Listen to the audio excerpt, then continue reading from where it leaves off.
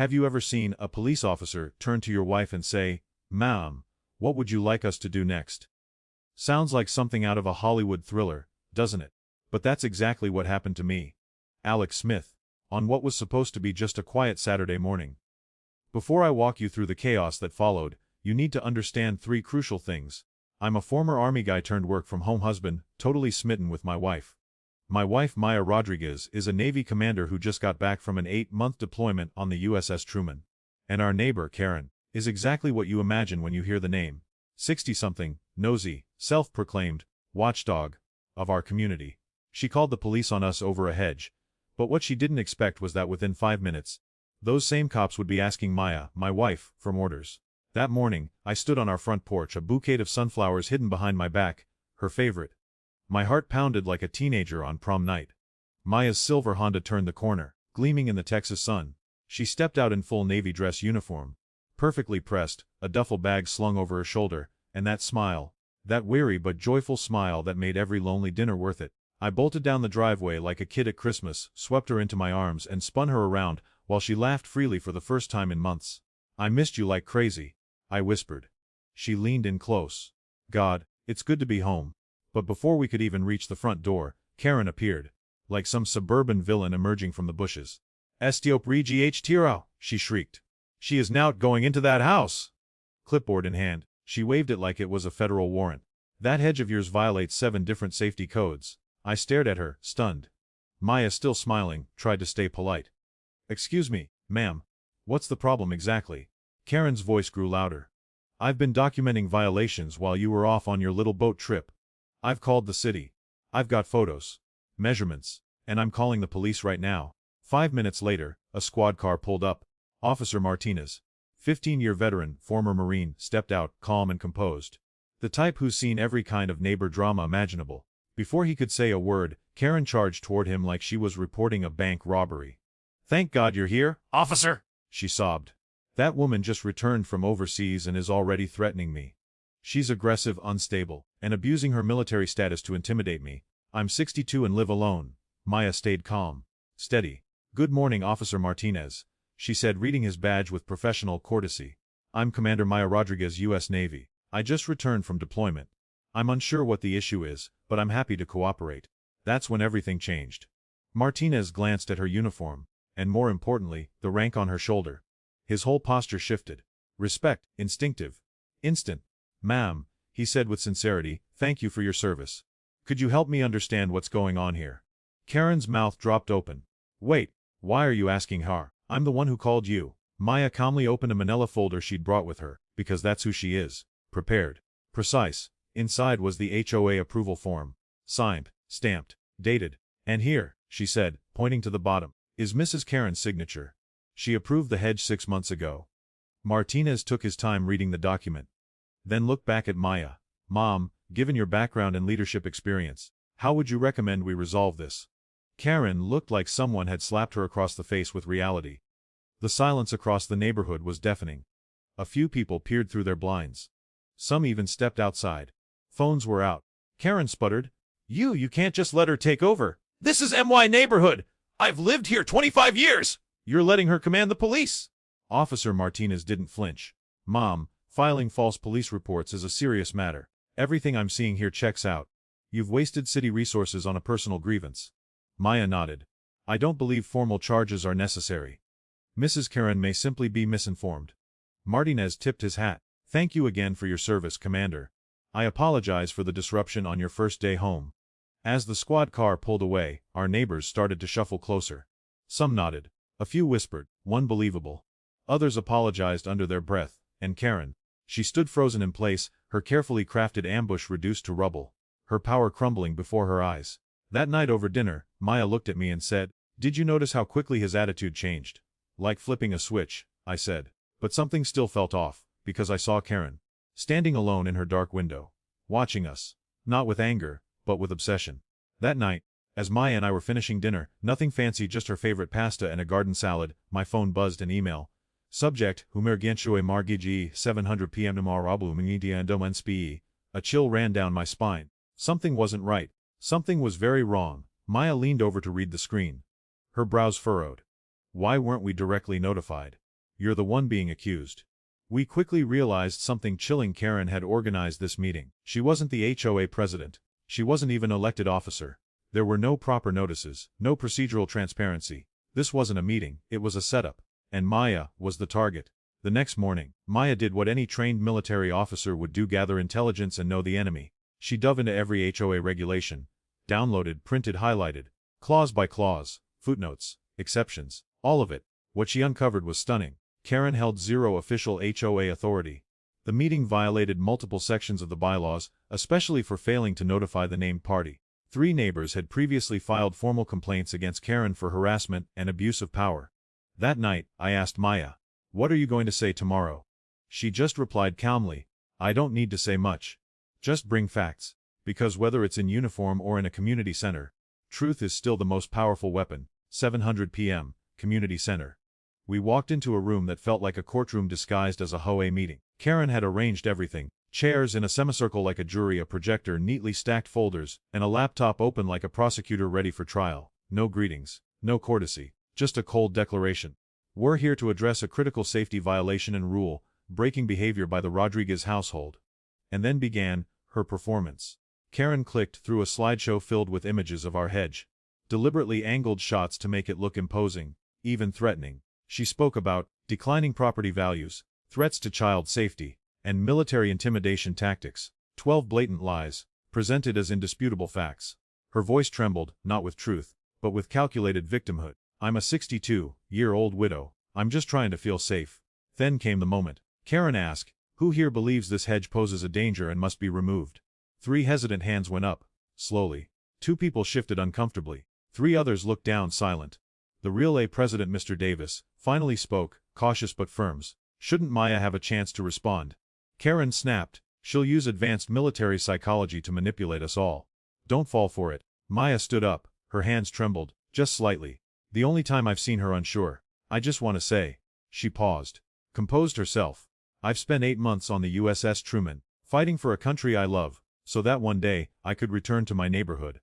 I never expected my greatest challenge to come from the people I thought were my neighbors." Karen scoffed. "Oh please. Got any proof?" Maya didn't flinch. She opened her laptop and launched her counterattack.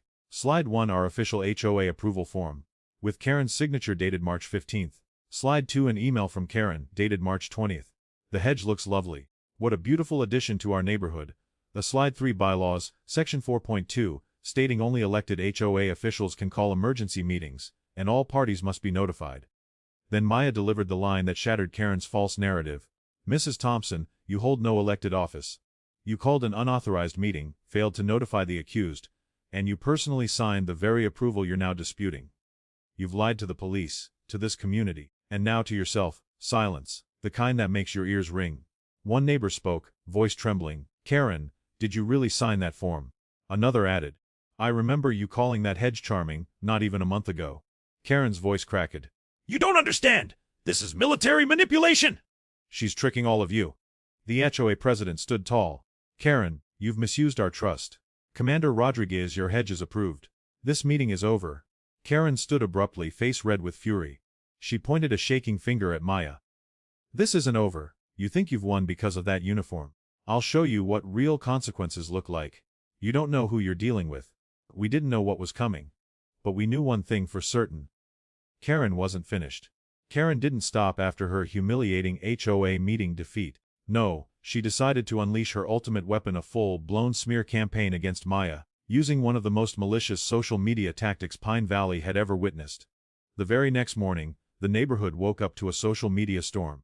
A viral post was circulating with frightening speed. "Military officer threatens 62-year-old widow is the U.S. Navy being used to bully civilians." The post was accompanied by heavily edited images.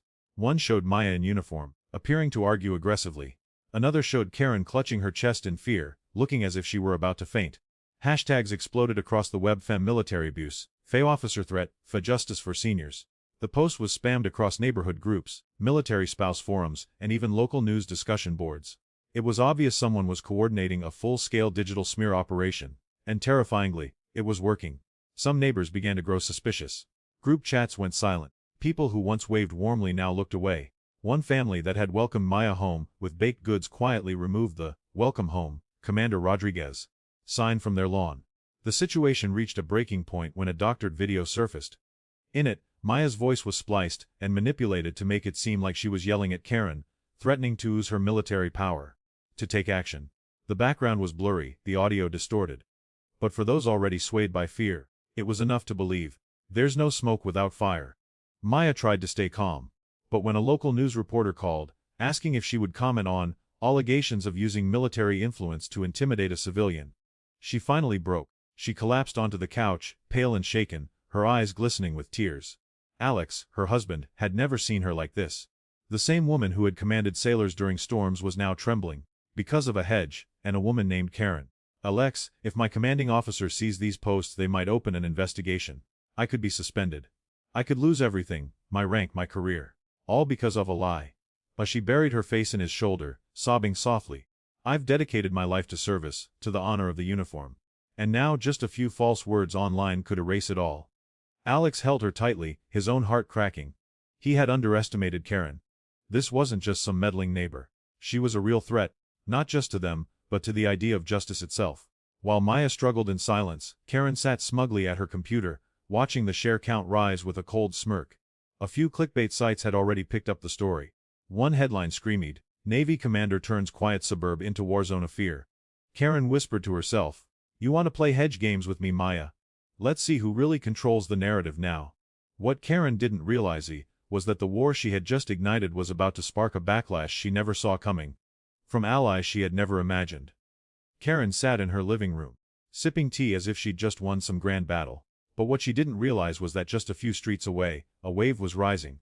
Quiet, steady but strong, and it would sweep away every lie she'd ever spun. That afternoon, a gray-haired man wearing a faded Marine Corps cap walked up to Maya's front door. He raised his hand in a respectful military salute and spoke with quiet conviction. "Commander Rodriguez, ma'am. My name's Chuck. Retired Marine. Served in Desert Storm. I saw that garbage post about you online. I know what a smear campaign looks like." Maya blinked, surprised. Chuck pulled out a veteran ID and gave her a kind smile. "I've watched good people in uniform get dragged through the mud just because they wore it with pride. Not again. I've already called a few folks. People who served, and people who care." Within hours, trucks began arriving on Maya's street. American flags flew proudly from tailgates. Veterans, military families, and previously silent neighbors came bearing signs, baked goods, and something Maya desperately needed: solidarity. Honor the woman who served this country. Commander Rodriguez. We've got your six. Don't let lies destroy what's right. A word spread like wildfire. Community Facebook groups once flooded with Karen's propaganda began shifting tone. People who had once shared her post began removing it. Some even writing public apologies. The same local TV station that once called Maya with suspicion now sent a news van to cover something different entirely. Community rises to defend decorated Navy commander from online smear campaign. That evening, the neighborhood park lit up. More than 200 people gathered. Not because of any invitation, but because they refused to stay silent any longer. Maya stood at the center of the crowd, her eyes still red from stress, but now filled with something new. Hope. A little girl handed her a crayon drawing with shaky handwriting. "Commander Maya is a hero." Maya knelt down and hugged her, too moved to speak. Alex leaned close and whispered, "See. The truth always finds its voice." At that very moment, Karen stepped out from her front porch. She froze. She saw the flags, the people, the banners, and worst of all, the stares. Neighbors who once waved now looked away. Some shook their heads, others whispered. She tried walking into the local grocery store the next morning, only to be met with a cold, firm voice from the cashier. "Sorry, Mrs. Karen. We don't serve people who slander veterans and spread fake news." A nearby restaurant posted a sign in its window. "We stand with our service members. Karen not welcome." Even her old allies in the HOA distanced themselves. One publicly posted, "I was manipulated. I apologize to Commander Rodriguez and this entire community." The HOA president, Mr. Jenkins, sent out an official notice. "Karen's conduct has severely harmed the reputation of our neighborhood. Disciplinary action is under review." Though on social media the narrative shifted completely. The hashtag #FestanWithMaya started trending locally. A video showing Maya calmly presenting legal documents at the HOA meeting, clear, composed, factual, went viral, countering every lie Karen had spread. That evening, Maya sat on her porch looking at the string lights hung by supportive neighbors. Another neighbor approached quietly, placing a box of homemade apple pie into her hands. "I believe you," she said softly. "Thank you for not giving up." Maya smiled and turned to Alex. "You know," she said, her voice trembling slightly. I thought I was alone. But it turns out, the only thing needed to break the darkness is someone brave enough to strike a light. Just when we thought everything had finally calmed down, there was a knock at our front door on a quiet, drizzly afternoon. A man in a tailored business suit stood on our porch, holding a leather document folder and a business card. He spoke with calm urgency. Excuse me, are you the couple who owns the house with the hedge out front? Alex answered cautiously. Yes. Who are you? The man handed over his card. Michael Miller, commercial real estate developer. I'm not here to cause trouble, he said, his tone serious. But, I think you deserve to know the real reason why Karen has been doing all this. He opened his folder, revealing zoning maps and documents. One map had a section highlighted in red. Pine Valley Shopping Center, a $200 million retail development currently under construction. Michael pointed at the highlighted area. Karen contacted our company 8 months ago. Just 2 weeks after you moved in. She wanted to sell her house. But only under the condition that it had an unobstructed view of the upcoming shopping complex. Amaya and I exchanged confused glances. But what does that have to do with our hedge? Maya asked. Michael's answer hit like a ton of bricks. Everything. That 4-foot hedge you installed, legally, with HOA approval, sits directly in the line of sight between her living room windows and the construction site. That view, it's what she believed would boost her home's value by $250,000 to $300,000. Maya blinked in disbelief. You're saying she tried to get our hedge removed just to boost her sale price? She didn't just try, Michael replied. She planned. Months in advance. He laid out the evidence page after page. Email exchanges between Karen and real estate firms discussing obstacles from neighbors and how to negotiate their removal. Market analysis reports she requested showing the value increase tied to open views of the retail center. A copy of the HOA approval form, signed by Karen herself, that she later pretended didn't exist. Meeting notes from private discussions with our company, in which she claimed she'd handle the situation discreetly once construction begins. Maya sat back, her face stunned. She started a war over money. Michael nodded solemnly. She thought she could pressure you into taking down the hedge without anyone realizing what was really going on. But when you didn't back down, she panicked and started the smear campaign to destroy your reputation instead. Everything clicked into place. The false police report, the neighborhood ambush, the edited videos and media slander. None of it had been about HOA rules or safety. It was greed. Cold, calculated greed.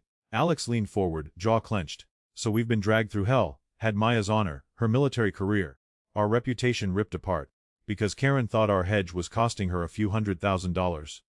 Michael hesitated, then said something even more chilling. Her plan wasn't just to pressure you. She intended to break you down. Publicly, emotionally, and legally. Because if you removed that hedge under pressure, she'd never have to admit her real motive. Amaya's voice cracked with quiet rage. And she used my uniform as a weapon. Twisted my service into something threatening. Turned neighbors against each other for money. Alex took her hand. She underestimated something. She thought the hedge was the obstacle, but the real wall she ran into was your integrity. We sat in silence for a few moments, the truth settling over us like a thundercloud. All of it, every lie, every attack, stemmed from one hedge. And a woman so obsessed with profit that she tried to destroy someone else's life just to pad her own bank account. I've seen a lot in my line of work, Michael said, his voice low. But I've rarely seen someone orchestrate this level of deception, just for a price bump on their property. Maya stood tall, her eyes no longer filled with fear, but with resolve. This story isn't over. But now, we know exactly what we're fighting for. And just like that, we weren't victims anymore. We were witnesses. And we were ready for justice. Once the truth came out, everything began to crumble, not from outside pressure, but from within the web of lies Karen had carefully woven for months. Karen had no idea that Maya and Alex had uncovered her real motives. She still believed her smear campaign was working, that Maya would soon cave in and remove the hedge to protect her reputation. But things took a completely different turn. Whispers began to spread throughout the neighborhood, rumors about Karen's plan to manipulate public opinion and media in order to increase her property's value. Then a post appeared on the local community forum, breaking it all down step by step. The fake show violation, the forged outrage, the media stunt, the manipulative smear tactics, everything, and no one stayed silent anymore. Neighbors who once defended her now backed away. Old friends unfriended her, avoided eye contact on the street. The local grocery store refused service. Pizza delivery stopped coming. Even her trusted hair salon quietly canceled her standing appointment with no explanation. The collapse wasn't just social, it was financial. The house Karen once believed was her crown jewel became the most notorious address in the area, even after dropping the price 3 times, from $750,000 down to $580,000. There were no serious buyers. One family recognized the address from the news and immediately left without stepping out of the car. Another group turned around mid-tour after a neighbor casually commented, "That's the Karen Fence house." Her real estate agent advised her bluntly, "Either sell for way below market value, or move somewhere no one knows your name." With rejection at every turn, Karen was finally cornered. On a cold gray morning, a moving truck pulled into her driveway. No one came to say goodbye. No neighbors offered to help. She boxed up her life alone. The woman who once ruled every HOA meeting with an iron grip, now just a lonely figure fading into disgrace. Before leaving the neighborhood for good, Karen walked one last time past the hedge she once obsessed over. Maya was out front, watering the plants in her neatly pressed navy uniform. Karen hesitated at the fence, eyes downcast. I didn't think things would go this far," she murmured. Maya paused, met her gaze, and replied evenly, "I truly hope you find peace wherever you're going." Karen said nothing more. She turned, shoulders slumped, and stepped into the moving van. It was over, but not quite. There were still legal consequences waiting for her. Maya's lawyer sent an official cease and desist letter demanding an immediate end to all defamatory statements. The HOA formally voted to remove Karen from any position of influence due to serious violations of community regulations. Local police flagged her former address for previous false reports, ensuring that any future complaints would face extra scrutiny. And financially, a disaster. The house she had hoped to sell for nearly $900,000 eventually went for just $545,000, less than she originally paid for it, even before factoring in inflation, legal fees, and a reputation in shambles. Karen, once the self-proclaimed queen of Pine Valley Estates, the woman who measured neighbors' grass with a ruler and lorded over the HOA with righteous indignation, was now a cautionary tale, a monument to how unchecked greed can destroy everything it touches. Karen left in silence. No farewells, no neighbors waving goodbye, just a disgraced name and a house that stood as a shell of everything she'd lost. But from the ashes of bitterness, something remarkable began to bloom. Only a few weeks after Karen moved out, a new family moved into her former home, a young military family. The mother, Captain Sarah Mitchell, was a decorated Air Force pilot. She arrived with her husband and 2 young children, bringing with them the sound of laughter, warmth, and the quiet strength of those who have served. And to everyone's surprise, they loved the hedge. "It's beautiful." Sarah smiled, running her hand along the now famous greenery. "A little privacy goes a long way. I heard there's quite a story behind this hedge too." Maya just smiled. No need to retell the war. The hedge stood tall, healthy, and more symbolic than ever. The neighborhood, sensing a turning point, decided to celebrate. The very next weekend, the community organized a block party, not just to welcome the new family, but to reclaim what had been lost: connection, unity, and trust. The neighborhood park transformed into a sea of red, white, and blue. Picnic tables draped in American flag patterns lined the grass. The smell of grilled food filled the air, and children raced through the crowd with streamers. Music played, laughter returned, and the tension of the past months melted into memory. At the center of it all stood the hedge, no longer a battleground, but a monument. Someone had even mounted a small bronze plaque on it, a symbol of integrity, where kindness defeated chaos. Midway through the evening, the HOA president stepped onto a makeshift platform with a microphone in hand. "I'd like to ask Commander Maya Rodriguez to join me," he announced. Applause erupted. Maya stood slowly, caught off guard but deeply moved. As she approached the front, neighbors parted to make way. Alex gave her hand a reassuring squeeze. "Commander Rodriguez," the president began, his voice full of emotion, "we owe you an apology, and a thank you. You didn't just defend your home, you reminded us what this community should stand for: truth, courage, and decency." He handed her a small box. Inside was a commemorative medal awarded by the HOA, a symbol of her resilience, and a gesture of deep, collective respect. Maya blinked back tears. For the first time in weeks, the ache in her chest softened. As she looked out over the sea of neighbors, some who had once avoided her gaze, some who had stayed silent, and many who had stood by her, she saw not a perfect community, but a healing one worth fighting for. After the speech, families gathered around for group photos, potluck dishes were passed around, and several neighbors shared their personal regrets for not standing up sooner. And from that day on, Pine Valley Estates was never the same. The gossip died down. The group chats, once filled with passive-aggressive comments, now shared baby photos, invitations to cookouts, and neighborhood watch updates. People started checking in on each other, looking out for one another. The hedge. It became a local landmark. Kids decorated it with lights during the holidays. People paused to take photos in front of it during summer strolls. And every time someone new asked about it, they'd hear the story of a quiet war, a false accusation, and a woman who stood tall when it mattered most. And Maya, she was no longer just the military woman from House 11. She was Commander Rodriguez, protector of justice, neighbor, friend, and living proof that integrity doesn't whisper. It echoes. 6 months had passed since Karen quietly left the neighborhood. It seemed like everything was over. Maya had returned to her daily routine, brewing coffee in the mornings, tending to her well-known fence, occasionally taking walks with Alex through the park. She didn't think about Karen much anymore. Until one afternoon, at the local grocery store. There, at checkout lane 3, stood a woman, frail shoulders, tired posture, silver hair unbrushed. It was Karen. Their eyes met. Karen flinched slightly as if she might turn away. But then, slowly, she stepped forward. Commander Rodriguez, she said softly, her voice trembling. I owe you an apology. For everything. Maya didn't respond right away.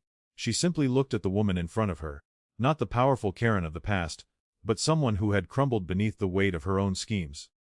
I'm not the same person anymore, Karen continued, her eyes glistening. I lost my friends, my reputation, my home, because I was too arrogant. I thought I was smart enough to control everything with a few stories and a clipboard. She paused, choking up. But you didn't fight back with anger. You let the truth speak.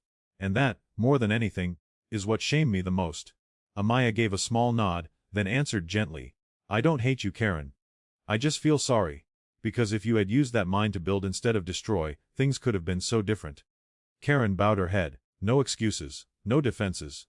As she walked away, shoulders trembling, Maya remained still. A strange feeling swelled in her chest, not triumph, not pity, just relief. Perhaps a true ending doesn't come when someone leaves, but when your heart lets go of anger. That evening, Maya returned home and watered the fence. Still sturdy and green, as if no storm had ever touched it. The neighborhood kids ran and laughed across the yard, their voices echoing in the soft dusk. The American flag fluttered gently above the porch. Karen's old house, now home to a young Air Force family, was lit up, warm, filled with the sound of a child practicing piano. Alex stepped outside and wrapped an arm around Maya. You okay? I am, she smiled. Actually, more than okay. And as the two stood there, gazing out at a neighborhood once divided, now whole, they knew they hadn't just protected a fence. They had protected something far more important: justice, dignity, and the belief that the truth, even buried, will always rise stronger than before. If you enjoyed this video and found it valuable, don't forget to hit that like button. It really helps more than you think. Your support tells the algorithm that this content matters, and it helps us reach even more amazing people like you. Got thoughts, questions, or even disagreements? Drop a comment below. I read every single one and love hearing your perspective. This is more than just a channel. It's a growing community, and your voice makes it better. If you know someone who might enjoy or benefit from this video, feel free to share it with them. Whether it's a friend, coworker, or someone in your online circles, you never know whose day you might improve by spreading the word. And of course, if you haven't already, hit that subscribe button and ring the bell so you never miss out on future content. We're just getting started. And trust me, you don't want to miss what's coming next. Thanks for being here. Let's keep growing, learning, and vibing together. See you in the next one.